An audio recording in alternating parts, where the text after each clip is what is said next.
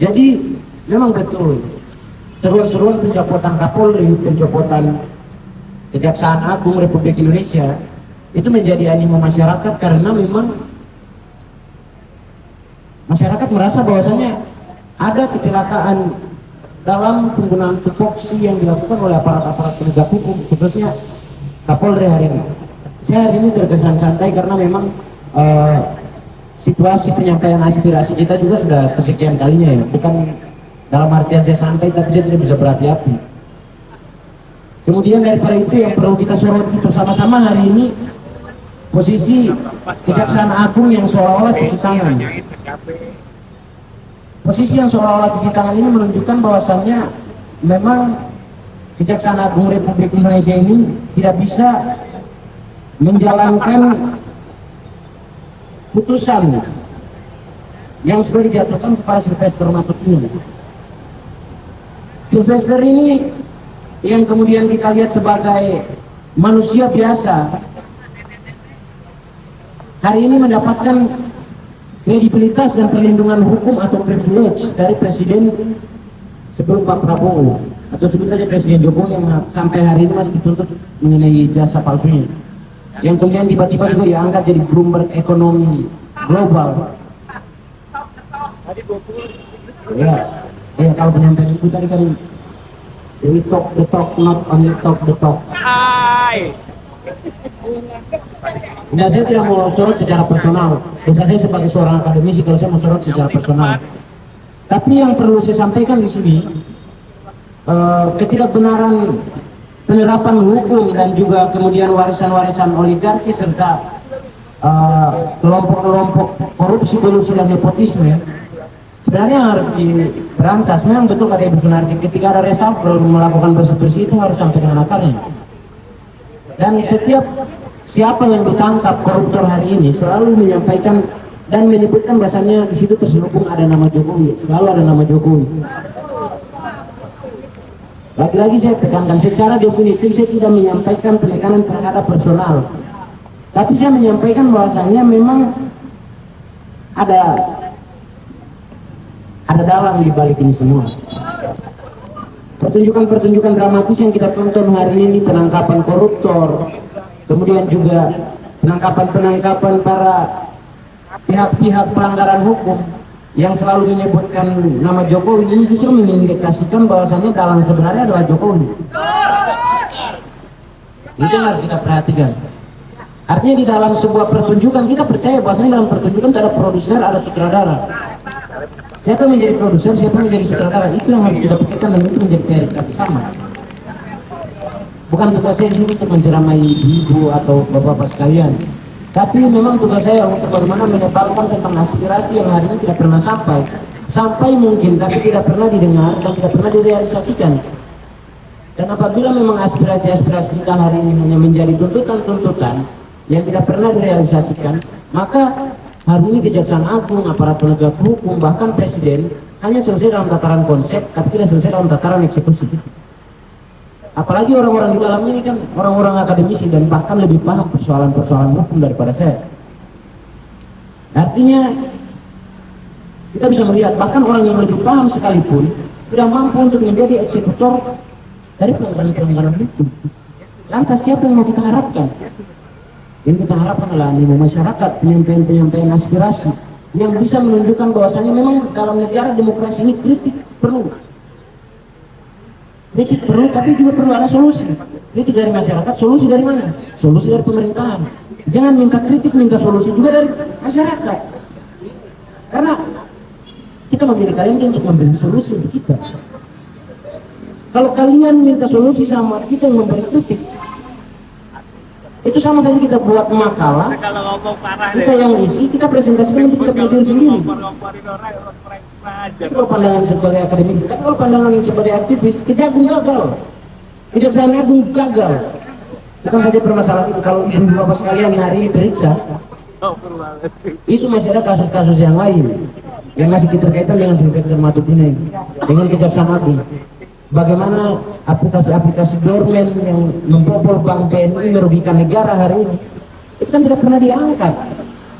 Dan melibatkan siapa? Melibatkan aparat keamanan negeri. Ini ada Jakpro, ada apa, jaksa muda, ini semua mereka kerjanya apa sih, kan begitu. Ya maksudnya kalau tidak mampu bekerja lebih baik nggak usah begitu ada kejaksaan agung, nggak usah ada polisi. Kita tidak minta secara gamblang untuk dibubarkan, tapi evaluasi dong, evaluasi itu aja. Pos Koraka itu dia hadir untuk memberikan hal-hal sifatnya ya, evaluatif.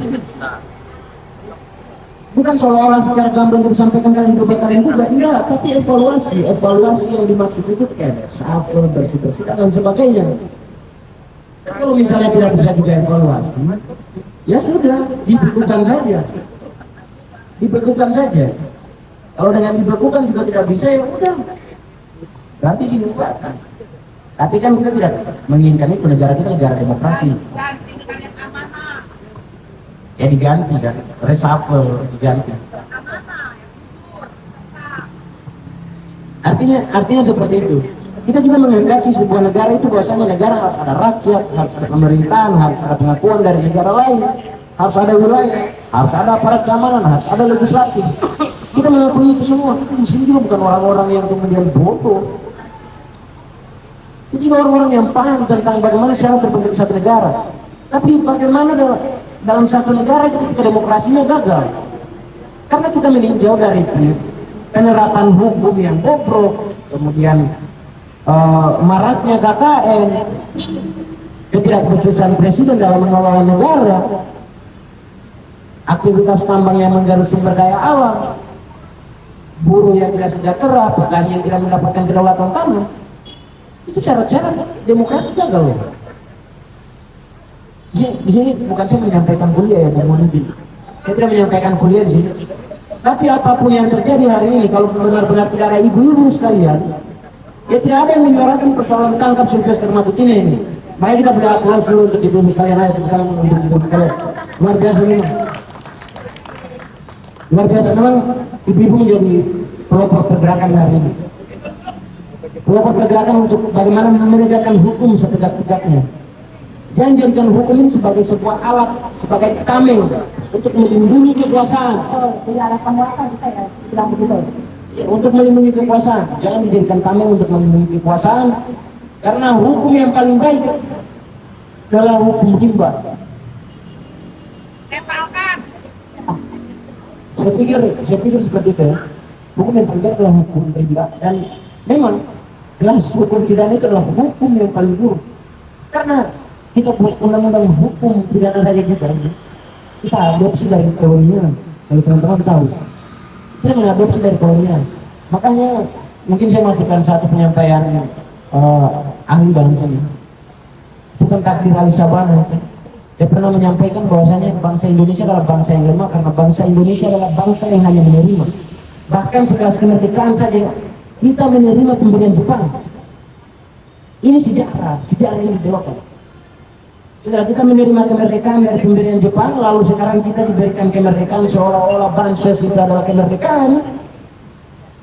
Sekarang kita tidak mau menuntut kemerdekaan yang hakiki dengan hadirnya orang-orang korup seperti Harun Masiku atau orang-orang yang nepotis seperti Jokowi dan Sylvester Matutina dan berupa jaring laba-laba lainnya. Maka kita tidak ada bedanya dengan orang-orang yang dimandori oleh Soekarno pada zaman Rumusa. Kita hanya batu-batu kecil yang berharap dibaptis kalau kita tidak melawan. Saya pikir banyak pembelajaran dari kasus-kasus yang terjadi saat ini. Tidak kunjung ditangkapnya Sylvester Matutina merupakan satu kecederaan penerapan hukum, di mana statusnya Sylvester Matutina yang sudah inkrah, yang harusnya sudah dipenjarakan 1,5 tahun kata Bunardi tadi, itu harusnya sudah selesai. Tapi upaya menjadikan hukum sebagai tameng kekuasaan saat ini, karena memang ada perlindungan dari kekuasaan-kekuasaan, menempatkan posisi Sylvester Matutina seperti diuntungkan. Oke, di satu sisi Sylvester Matutina diuntungkan, tapi apakah Sylvester Matutina ini bisa membendung animo masyarakat? Ini baru sebagian yang berbicara tentang permasalahan Sylvester Matutina. Ini baru sebagian kecil yang berbicara tentang perlindungan Jokowi terhadap Sylvester Matutina. Bagaimana kalau ada kajian-kajian hukum dari akademisi-akademisi hukum lainnya? Bagaimana nantinya ketika advokat turun langsung?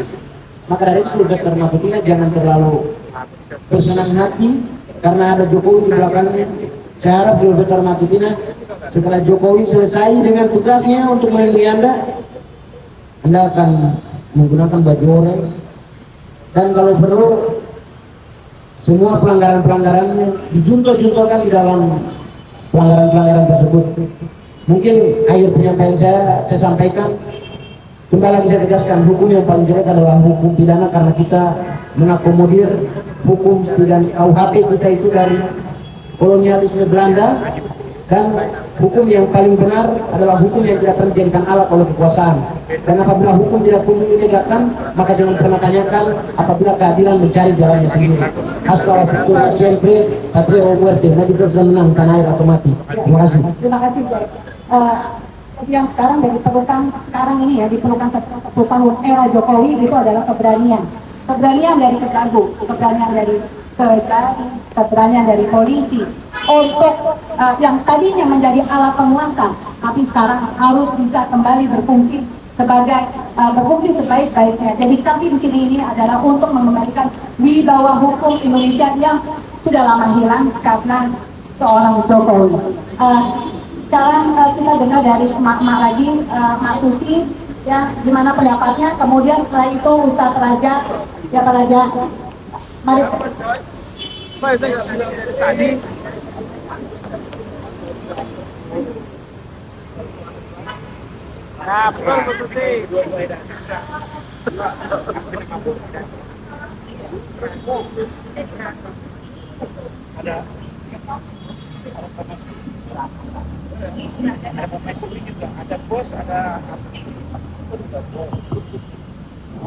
Bismillahirrahmanirrahim. Assalamualaikum warahmatullahi wabarakatuh. Waalaikumsalam. Selamat sore kawan-kawan semua, bapak-bapak, ibu-ibu yang istiqomah dalam berjuang. Selamat sore bapak-bapak YouTuber. Terima kasih banyak Bapak, semoga selalu sehat walafiat. Apakah masih semangat membela negara? Harus semangat. Bapak-bapak yang ada di lapas, selamat sore Pak.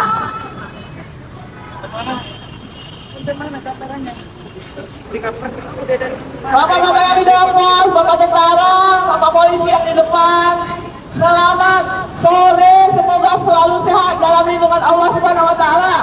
Hari ini adalah hari Jumat dengan hujan rintik-rintik. Semoga doa-doa kita diijabah oleh Allah Subhanahu wa Ta'ala. Hari Jumat adalah penghujung hari. Mari kita berdoa, semoga Allah memberikan pemimpin yang amanah, jujur, dan membela rakyat. Kita doakan juga semoga Bapak Jaksa Agung yang di dalam, Bapak Hakim, Bapak-bapak advokat, semuanya yang mengurusi tata hukum di negeri ini, kita doakan semoga mempunyai amanah dengan adil kepada rakyat. Jangan sekali-sekali mendustai rakyat, jangan sekali-sekali menzolimi rakyat. Pak, kami ingin bertanya ibu-ibu di sini, bapak-bapak di sini semua sudah tua renta, sudah tua-tua tetapi jiwanya masih muda. Kami agak kecewa sedikit karena kaum Gen Z jarang mau turun ke jalan untuk mempertahankan hukum yang adil di negeri ini. Mungkin mereka diancam di sekolahnya atau di universitasnya. Kalau mereka bersuara, mungkin mereka akan di-DO. Demokrasi harus berjalan dengan baik di negeri ini. Jangan sampai negeri ini dijajah oleh orang-orang atau pengkhianat-pengkhianat bangsa. Pak Jaksa yang terhormat, sudah berapa kali kami berdiri dan duduk di depan pintu gerbang yang megah dan indah ini, di belakang dan di depan, tetapi sampai sekarang Sylvester Matutina masih bebas berkeliaran. Mereka masih tersenyum melihat ibu-ibu, bapak-bapak di sini. Mereka menganggap kami sebagai debu. Mereka tidak mengindahkan hukum yang ada di Indonesia. Hampir semua orang-orang yang tersangka seperti Tom Lembong, Noel, semuanya yang ada menyebutkan nama Jokowi, termasuk Menteri Agama yang dulu, Pak Yakut, menyebut nama Jokowi. Tapi kenapa herannya Jokowi itu masih melenggang bebas? Sepantasnya Indonesia mengadili Pak Jokowi karena kesalahannya sudah terlampau banyak, sudah tidak bisa dihitung sebanyak rambut banyaknya. Jadi kami mohon Bapak penegak hukum mengadili para perusak negara, mengadili para perusak hukum, karena hukum itu harus ditegakkan di negeri ini, bukan dikangkangi. Betul Ibu-ibu? Harus ditegakkan. Jangan gara-gara perintah oligarki Bapak menjadi ciut nyalinya. Oligarki itu numpang di negeri kita, Pak. Kita yang punya negara, bukan mereka. Mereka uangnya banyak hasil dari rampokan tanah air kita. Itu mereka rampok, batu bara, tambang ilegal, emas ilegal, semua mereka rampok. Kebanyakan dari negeri mana? Nah, dari negeri tirai bambu yang diimpor tenaga kerjanya kemari. Padahal mereka ada buruh kasar, bukan tenaga ahli. Mereka buruh kasar yang ditaruh di Morowali, yang ditaruh di semuanya, di Rempang, orang-orang Rempang tersingkirkan, pribumi tersingkirkan. Mereka membuat negara dalam negara seperti di PIK 2. Kami tetap harus ada rasa kebangsaan yang tinggi. Jangan biarkan Garuda dililit oleh naga. Bapak-bapak di depan yang naik motor, mobil, kendaraan, bus, silahkan bela negara, Pak, sesuai kemampuan masing-masing.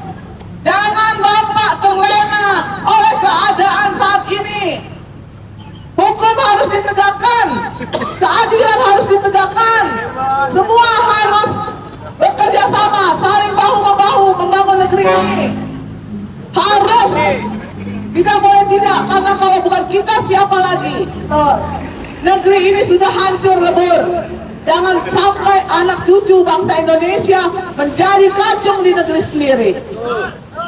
Ya Allah ya Tuhan, hari Jumat saya hanya minta satu untuk sore ini. Berilah kami pemimpin yang bijaksana, yang adil, dan tangkaplah mereka-mereka yang sudah merusak negara. Amin. Semoga Allah mengabulkan doa-doa kita di sore hari ini. Semoga anak cucu kami bahagia, sejahtera di negerinya sendiri. Sekali lagi, equality before the law harus ditegakkan. Bapak Agung yang terhormat, semoga Bapak dalam keadaan sehat walafiat, dapat memberikan kebahagiaan kepada rakyat semuanya untuk melihat negara ini tidak hancur di negeri sendiri. Tangkaplah para koruptor, tangkaplah para bandit-bandit. Anggota DPR kemarin hampir tidak datang separuhnya pada rapat pengesahan undang-undang perampasan aset. Mereka mangkir. Kenapa? Mereka wakil rakyat. Sebelum mereka menjadi wakil rakyat, mereka mengemis suara kami. Tetapi setelah duduk, mereka melupakan rakyatnya sendiri. Itu tidak adil. Mereka harus diberikan sanksi. Kenapa mereka maunya enak aja, gak mau mikir? Di ruang sidang hanya tidur, duduk, kopi, makan kue enak-enak, pelesiran ke luar negeri, pakai dana APBN. Gajinya selangit, beratus-ratus kali dari gaji UMR anak-anak mahasiswa, anak-anak S1, S2 yang ada di Indonesia. Mereka ngantri cari kerja, tapi mereka berleha-leha tidak memikirkan rakyat.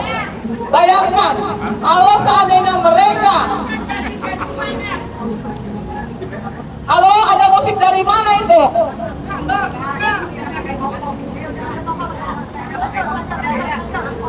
Kami lanjut ya. Oke, mudah-mudahan yang di DPR sana mendengarkan suara rakyat, mendengarkan penderitaan, melihat penderitaan rakyat. Jangan sampai mereka berebutan kursi, tetapi kursinya bercopot kakinya semua. Mereka bahagia di atas penderitaan rakyat. Anggota DPR adalah anggota yang dipilih berdasarkan, tapi DPR sekarang banyak yang tidak berkualitas. Mereka dipilih berdasarkan uang dari oligarki, sehingga mereka berhamba kepada oligarki, bukan kepada rakyat. Jadi masih banyak anggota DPR yang beriman, yang baik, tapi tidak banyak.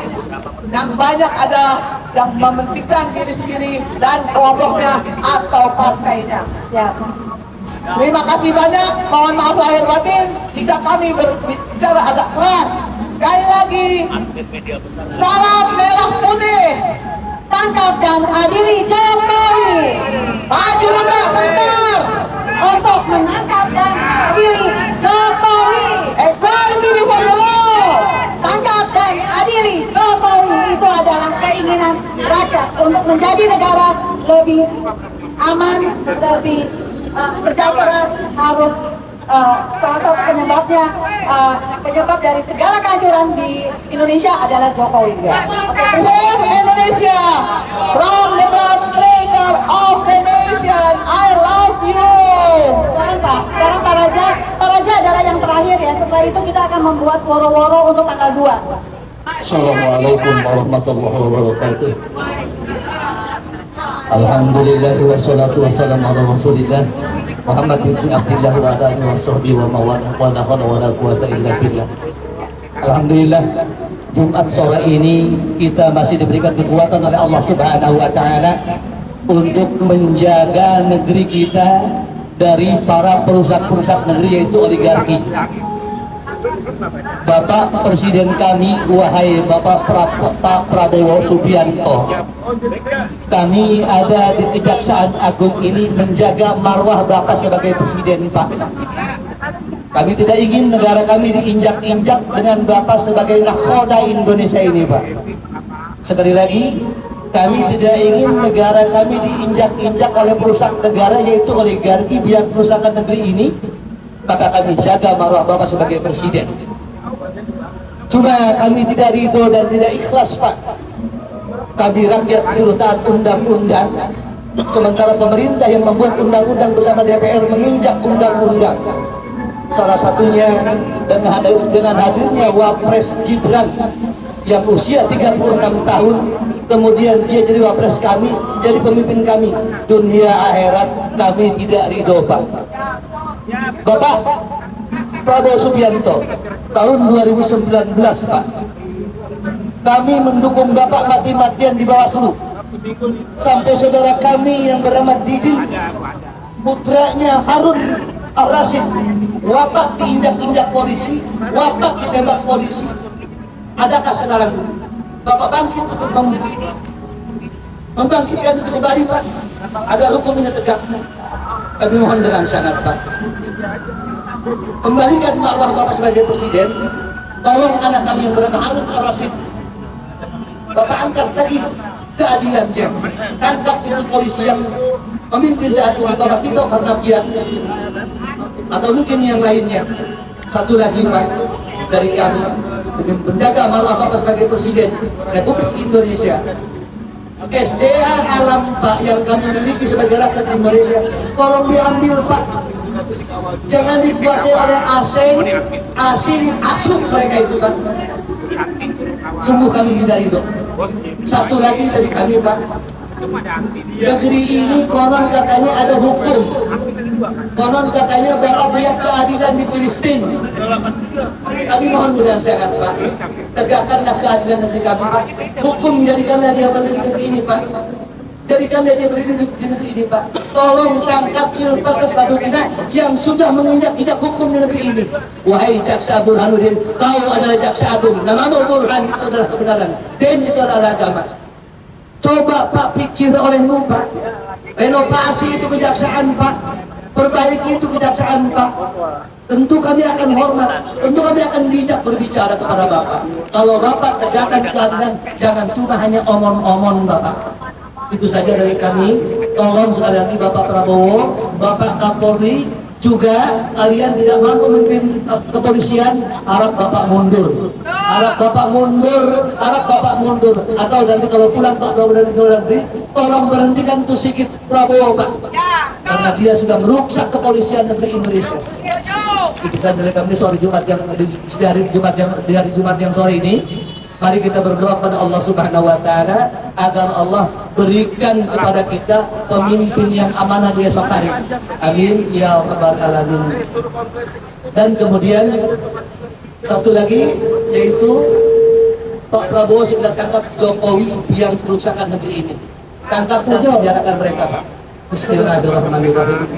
Allahumma alaika bi Jokowi wa awani wa barik jam'ahum wa sidq tamlahum wa damir a'daka a'da'adin wa ahli kalimataka ila yaumiddin. Rabbana atina fid dunya hasanah wa fil akhirati hasanah wa qina adzabannar wa qina adzabannar wa qina adzabannar. Bi fadlika subhana rabbika rabbil izzati amma yasifun wa salamun alhamdulillahi alamin wa lakum minkum. Wassalamualaikum warahmatullahi wabarakatuh. Warahmatullahi wabarakatuh. Terima kasih teman-teman semua. Itu adalah akhir dari posko rakyat kita. Tapi kita akan selalu ada di sini. Kita akan hari di sini. Bukan di hari apa, tapi pastinya yang namanya Poskora akan terus berada sampai Silvertes ditangkap. Kami ingin tahu bagaimana keberanian dari Kejagung, polisi ataupun Kejari. Bagaimana sikap kalian? Apakah kalian masih takut kepada penguasa? Ingat, rakyat negara ini punya kami, Pak. Anda harusnya takut kepada kami karena kamilah yang membayar Anda. Terima kasih. Wassalamualaikum warahmatullahi wabarakatuh. Tidak boleh, Pak. Ini untuk saya. Bapak siapa? Bapak siapa? Oh, Pak Medi. Temannya Pak Medi. Iya. Pengumuman hari Senin, Bu Meno. Oke, terima kasih. Pengumuman hari Senin. Oke. Katanya hari Senin mau ke Kemendikbud. Tanggal 2 diumumin. Tanggal 2. Ini gimana kalau kita mau bikin woro-woro untuk tanggal 2 bisa? Ya. Oke. 2 KPK. Ya. KPK dulu, KPK. Ya, KPK dulu ya.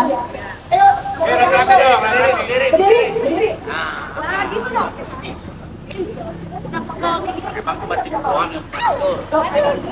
Astagfirullahaladzim, repot. Gak usah. Kira lah. Gak usah. Assalam. Ya. Tar. Tunggu Ribon dulu, Ribon belum siap. Ngambek nih. Kayak populi. Ntar ngambek Ribon, belum siap. Ngambek kayak populi. Kami dari ARF mendukung gerakan apa itu? Udah? Assalamualaikum warahmatullahi wabarakatuh. Waalaikumsalam warahmatullahi wabarakatuh. Kita semua sudah tahu bahwa biang dari kerusakan dari negeri ini adalah Jokowi. Oke? Dan kita sudah tahu beberapa tersangka koruptor semua menyebut Jokowi dalam aliran dananya.